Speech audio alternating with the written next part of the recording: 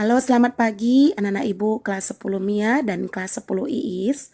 Selamat bergabung bersama dengan Ibu dalam pembelajaran jarak jauh kita. Hari ini, Senin 2 November 2020. Baiklah, hari ini kita akan melanjutkan materi pembelajaran dari minggu lalu, yaitu menganalisis struktur dan kebahasaan teks anekdot. Boleh dibuka buku paketnya ya nak. Lihat pada bagian C, menganalisis struktur dan kebahasaan teks anekdot. Nah, dalam hal ini, materi pembelajaran kita akan Ibu golongkan atau Ibu bagi menjadi 3 indikator. Indikator yang pertama, mengidentifikasi struktur teks anekdot. Indikator yang kedua, mengenal berbagai pola penyajian teks anekdot. Dan indikator yang ketiga, menganalisis kebahasaan teks anekdot. Nah, untuk itu, dalam indikator ini tentunya ya, pembelajaran kita akan Ibu bagi menjadi 3 kegiatan sesuai dengan indikatornya masing-masing. Sekaligus itulah tujuan pembelajaran kita untuk hari ini. Baiklah, kita akan masuk kegiatan yang pertama, mengidentifikasi struktur teks anekdot. Itu tadi ya, dari indikator yang pertama ya nak. Nah, apa tujuan pembelajaran yang akan kita capai dalam hal ini? Kita mampu mengidentifikasi struktur teks anekdot. Nah, teks anekdot memiliki struktur yang terdiri atas. Lihat, di sini ada 5 ya strukturnya. Yang pertama, abstraksi. Yang kedua, orientasi. Yang ketiga, krisis. Yang keempat, reaksi. Dan yang kelima, koda. Sekali lagi Ibu tegaskan, teks anekdot memiliki struktur 5 bagian, yaitu abstraksi, orientasi, krisis, reaksi, dan koda. Mari kita simak penjabaran dari masing-masing struktur tersebut. Kita mulai dari yang pertama, yaitu abstraksi. Abstraksi merupakan bagian pendahuluan yang di dalamnya menyatakan latar belakang atau gambaran umum tentang isi teks anekdot. Yang kedua, orientasi merupakan bagian cerita yang mengarah pada terjadinya suatu krisis, konflik, atau peristiwa utama. Nah, pada bagian ini menjadi penyebab munculnya krisis. Yang ketiga, krisis atau komplikasi, yaitu bagian dari inti peristiwa suatu anekdot. Pada bagian ini terdapat kekonyolan yang menggelitik dan mengundang tawa. Jadi bedakan ya orientasi dengan krisis. Orientasi tadi hanya sebatas penyebab munculnya krisis. Sedangkan krisis sudah merupakan peristiwa inti dari anekdotnya. Nah, di dalam krisis inilah terdapat hal lucu atau kekonyolan yang bisa menggelitik dan mengundang tawa untuk si pembaca. Yang keempat, reaksi. Reaksi adalah tanggapan atau respon atas krisis yang dinyatakan sebelumnya. Nah, reaksi yang dimaksud dapat berupa sikap mencela atau menertawakan. Dan yang terakhir, koda. Koda merupakan bagian penutup atau simpulan sebagai pertanda berakhirnya cerita. Di dalamnya dapat berupa persetujuan, komentar, ataupun penjelasan atas maksud cerita yang dipaparkan sebelumnya. Nah, ingat, keberadaan koda bersifat opsional. Maksudnya apa? Maksudnya, koda ini tidak harus wajib ada, melainkan bisa ada dan bisa juga tidak ada.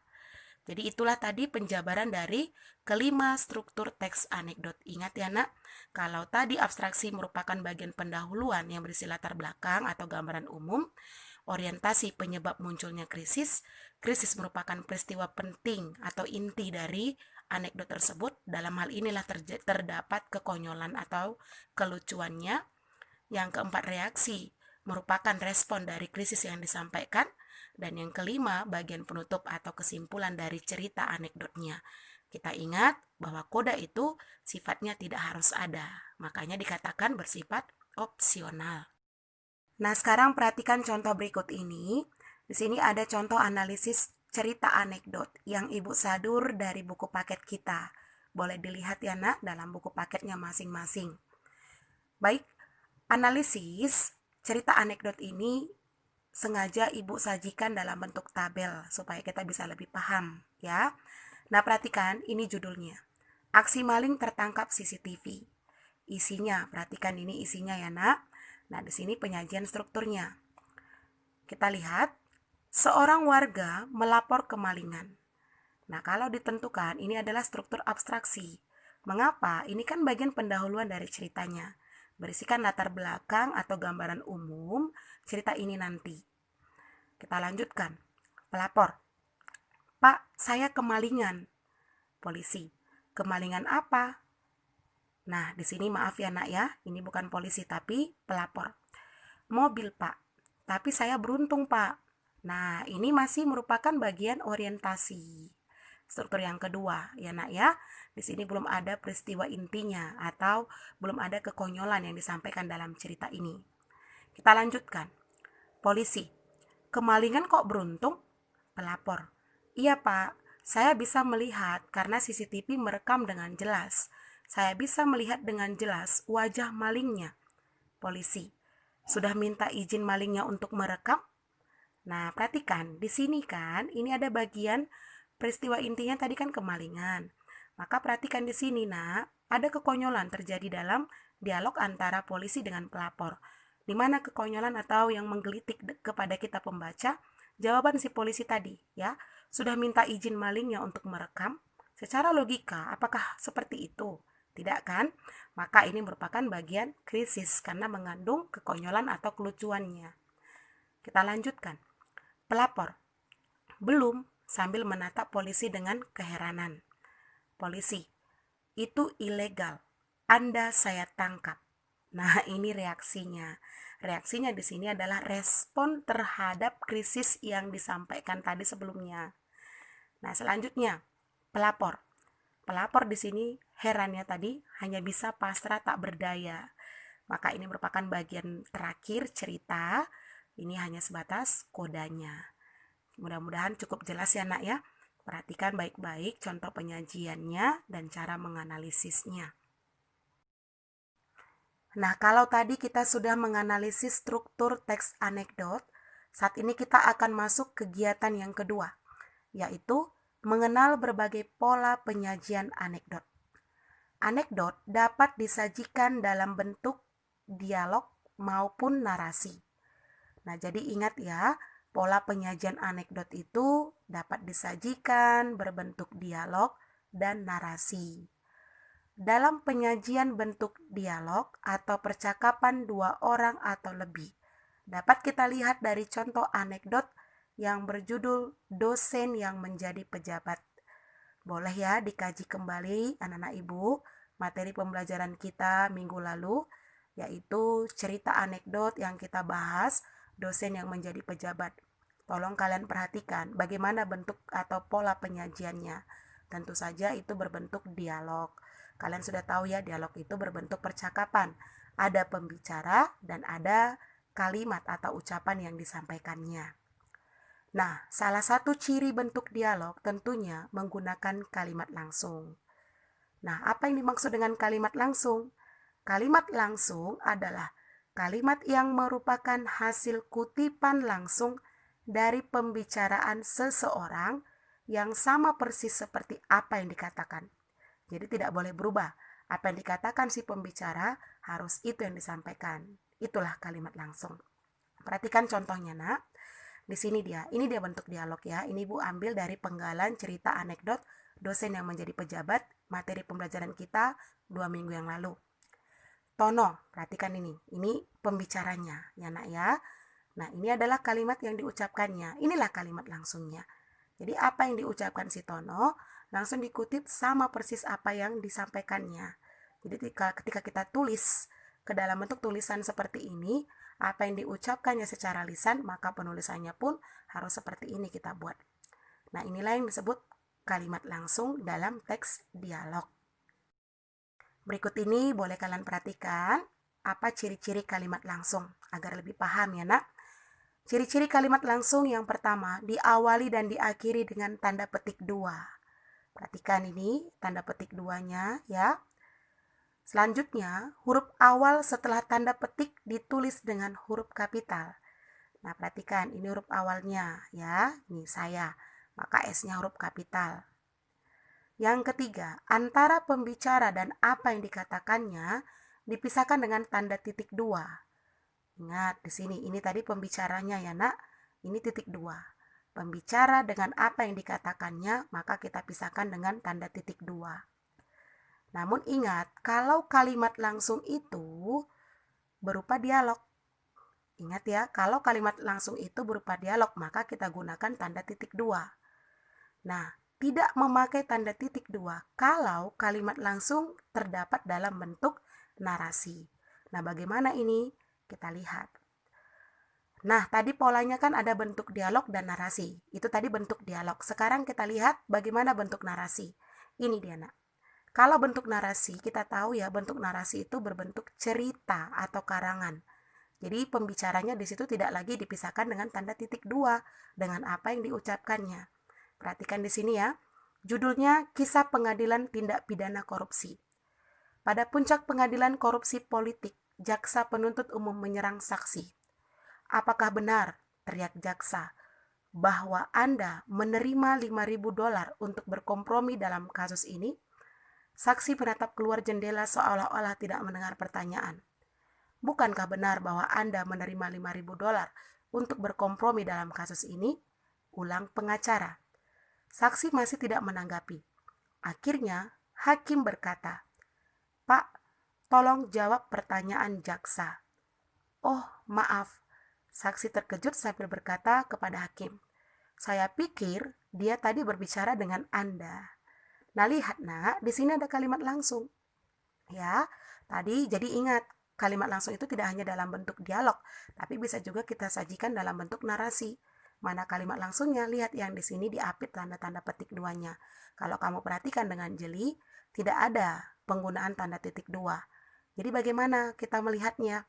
Nah, untuk memisahkan si pembicara, ingat ya, si pembicara dengan apa yang diucapkan, tentu saja tidak menggunakan tanda titik dua, melainkan tanda koma. Lihat di situ ada tanda koma. Kita ambil satu contoh ya nak ya. Perhatikan di situ. Hakim berkata, koma, "Pak, tolong jawab pertanyaan jaksa." Nah, begitulah cara menyajikan kalimat langsung dalam bentuk narasi. Jadi berbeda dengan bentuk dialog. Nah, bagaimana nak? Sudah bisa dibedakan ya pola penyajian cerita anekdot. Yang pertama tadi bentuk dialog, yang kedua tadi bentuk narasi. Sekaligus juga bisa kalian bedakan ya, bagaimana penyajian kalimat langsung dalam bentuk dialog dan juga kalimat langsung dalam penyajian bentuk narasi. Nah, kita masuk kegiatan yang ketiga sebagai kegiatan akhir dari pertemuan kita ini, yaitu menganalisis kebahasaan teks anekdot. Sama sepertinya teks-teks lain yang sudah kita pelajari sebelumnya, anekdot juga memiliki kaidah kebahasaan yang menjadi ciri khas atau keunikan dari teks anekdot ini. Nah, di sini Ibu sajikan ada 5 kaidah kebahasaannya. Yang pertama, menggunakan kalimat yang menyatakan peristiwa masa lalu. Jadi ingat, menyatakan peristiwa yang masa lalu. Jadi sudah terjadi ya, bukan sedang terjadi, melainkan sudah terjadi sebelumnya. Yang kedua, menggunakan kalimat retoris. Nah, kalimat retoris itu ingat, kalimat pertanyaan yang tidak membutuhkan jawaban. Menggunakan konjungsi atau kata penghubung yang menyatakan hubungan waktu seperti kemudian, lalu, ketika, sebelum, setelah, dan seterusnya. Berikutnya, menggunakan kata kerja aksi.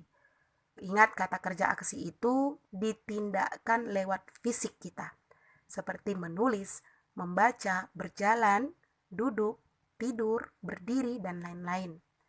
Berikutnya, menggunakan kalimat perintah. Nama lain kalimat perintah adalah imperatif. Jadi, apa itu kalimat perintah? Kalimat perintah adalah kalimat yang isinya bertujuan untuk memerintahkan atau menyuruh seseorang untuk melakukan sesuatu.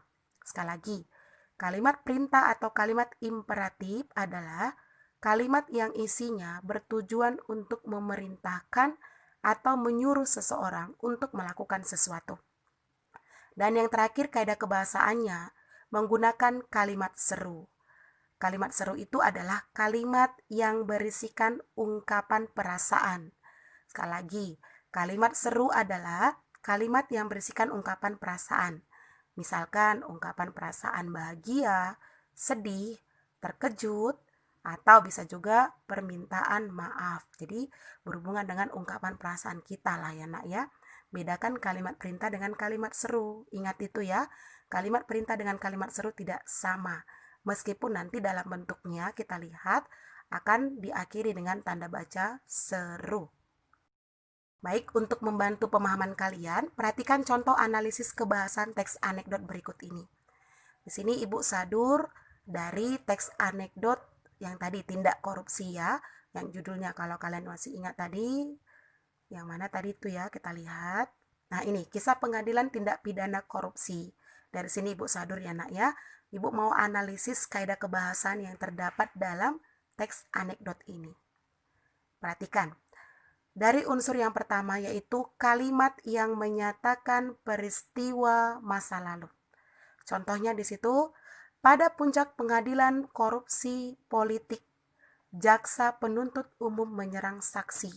Perhatikan, pada puncak pengadilan korupsi politik berarti peristiwa ini sudah terjadi sebelumnya, bukan sedang terjadi. Makanya kalimatnya menyatakan peristiwa masa lalu. Yang kedua, kalimat retoris. Kalau kamu perhatikan tadi, atau boleh dilihat dalam buku paketnya ya nak, biar lebih paham. Contohnya kalimat di sini, apakah benar, teriak jaksa, bahwa Anda menerima $5.000 untuk berkompromi dalam kasus ini? Nah ini kalimat retoris ya. Padahal sebenarnya jaksa itu sudah tahu ya, bahwa dia itu punya kasus menerima $5.000. Tidak perlu lagi dijawab. Maka dikatakan kalimat retoris. Yang ketiga, penggunaan konjungsi yang menyatakan hubungan waktu atau temporal. Perhatikan konjungsinya. Akhirnya hakim berkata, Pak, tolong jawab pertanyaan jaksa. Nah, di sini ada konjungsi atau kata penghubung akhirnya. Akhirnya tentunya menyatakan hubungan waktu atau temporal. Berikutnya, penggunaan kata kerja aksi. Ingat, tadi kata kerja aksi itu adalah jenis kata kerja yang ditindakkan lewat fisik kita. Sekali lagi ya, kata kerja aksi itu adalah jenis kata kerja yang ditindakkan lewat fisik kita. Perhatikan contohnya nak, dari teksnya Ibu ambil. Saksi menatap keluar jendela seolah-olah tidak mendengar pertanyaan. Perhatikan ada dua kata kerja di sini yang menyatakan kata kerja aksi, yaitu menatap dan mendengar. Menatap itu merupakan kata kerja aksi ya, ditindakkan lewat fisik yaitu mata. Dan mendengar lewat fisik kita yaitu telinga. Berikutnya, penggunaan kalimat perintah. Kalimat perintah tadi apa nak? Iya, disebut itu kalimat imperatif ya, bertujuan untuk menyuruh atau memerintahkan seseorang untuk melakukan sesuatu. Perhatikan contohnya dari teks anekdot tadi. Pak, tolong jawab pertanyaan jaksa. Nah, tentunya tidak sulit ya dibedakan ya nak ya, atau dikenali. Pak, tolong jawab pertanyaan jaksa. Nah, di sini menyuruh ya, atau memerintahkan supaya menjawab pertanyaan jaksa. Dan yang terakhir, penggunaan kalimat seru. Kalimat seru, perhatikan di sini nak, contoh kalimatnya dari teks tadi yaitu, oh maaf. Nah, kalau tidak percaya boleh kalian lihat dari cerita ini tadi ya. Inilah sajian-sajian ceritanya tadi yang sudah Ibu analisis dari unsur kebahasaannya. Perhatikan tadi di sini pada puncak pengadilan korupsi politik, ini merupakan pernyataan atau kalimat yang mengandung peristiwa masa lalu ya. Selanjutnya ada kalimat retorisnya, ini tadi ya. Apakah benar Anda menerima $5.000 untuk berkompromi dalam kasus ini? Dan di sini ada kata menatap dan mendengar yang merupakan kaidah kebahasan dari kata kerja aksi. Selanjutnya ada ini ya, kalimat seru, oh maaf, ini berisikan ungkapan perasaannya untuk menyampaikan kata maaf. Selanjutnya ada Pak, tolong jawab pertanyaan jaksa, merupakan kalimat perintah. Dan satu lagi tadi ya nak ya, ada kata konjungsi atau kata penghubung akhirnya. Akhirnya kita lihat ya nak, Akhirnya hakim berkata. Nah, ini dia. Akhirnya hakim berkata ini merupakan kata penghubung atau konjungsi yang menyatakan hubungan waktu. Baiklah Anak-anak Ibu, demikianlah penjelasan untuk materi kita untuk pertemuan hari ini. Mudah-mudahan kalian bisa memahaminya dengan baik. Kalau kurang paham, boleh ditanyakan untuk bahan diskusi kita bersama. Cukup sekian pembelajaran kita. Selamat belajar dan selamat memahami video pembelajaran kita ini dengan baik. Salam sehat untuk kalian semuanya.